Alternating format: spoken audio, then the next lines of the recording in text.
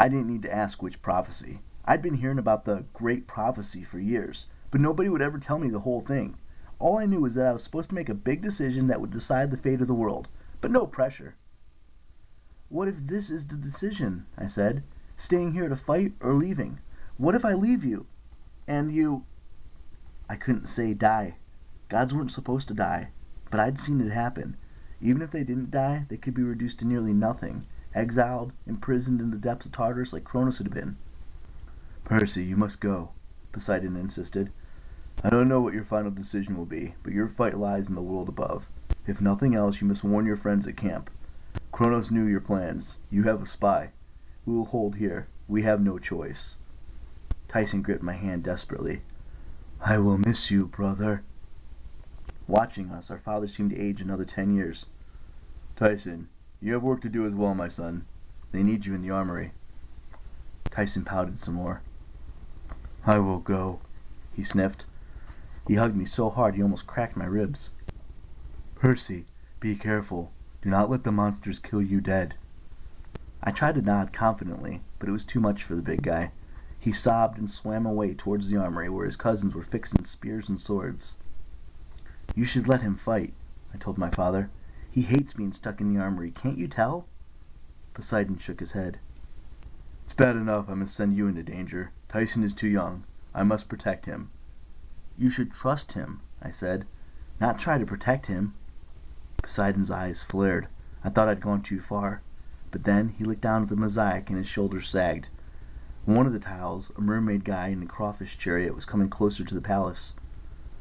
Oceanus approaches, my father said. I must meet him in battle. I'd never been scared for a god before, but I didn't see how my dad could face this titan and win. I will hold, Poseidon promised. I will not give up my domain. Just tell me, Percy, do you still have the birthday gift I gave you last summer? I nodded and pulled out my camp necklace. It had a bead for every summer I'd been at Camp Half-Blood, but since last year I'd also kept a sand dollar on the cord. My father had given it to me for my 15th birthday. He told me I'd know when to spend it. But so far I hadn't figured out what he meant. All I knew was that it didn't fit in the vending machines in the school cafeteria. The time is coming, he promised. With luck, I'll see you for your next birthday next week, and we'll have a proper celebration. He smiled, and for a moment I saw the old light in his eyes. Then the entire sea grew black and dark in front of us, like an inky storm was rolling in. Thunder crackled, which shouldn't have been possible underwater. A huge icy presence was approaching. I sensed a wave of fear roll through the armies below us. I must assume my true godly form, Poseidon said. Go, and good luck, my son. I wanted to encourage him, to hug him or something, but I knew better than to stick around. When a god assumes his true form, the power is so great that any mortal looking at him will disintegrate. Goodbye, father, I managed. Then I turned away. I willed the ocean currents to aid me. Water swirled around me and I shot towards the surface at speeds that would have caused any normal human to pop like a balloon. When I looked back, all I could see were flashes of green and blue as my father fought the Titan, and the sea itself was torn apart by two armies.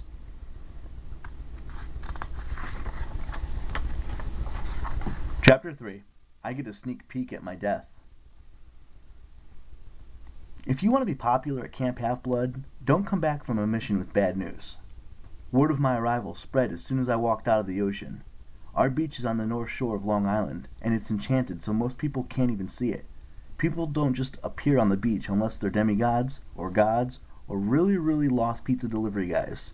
It's happened, but that's another story. Anyway, that afternoon, the lookout on duty was Connor Stoll from the Hermes cabin. When he spotted me, he got so excited he fell out of the tree. Then he blew the conch horn to signal the camp, and ran to greet me. Connor had a crooked smile that matched his crooked sense of humor. He's a pretty nice guy, but you should always keep one hand on your wallet when he's around, and do not, under any circumstances, give him access to shaving cream, unless you want to find your sleeping bag full of it.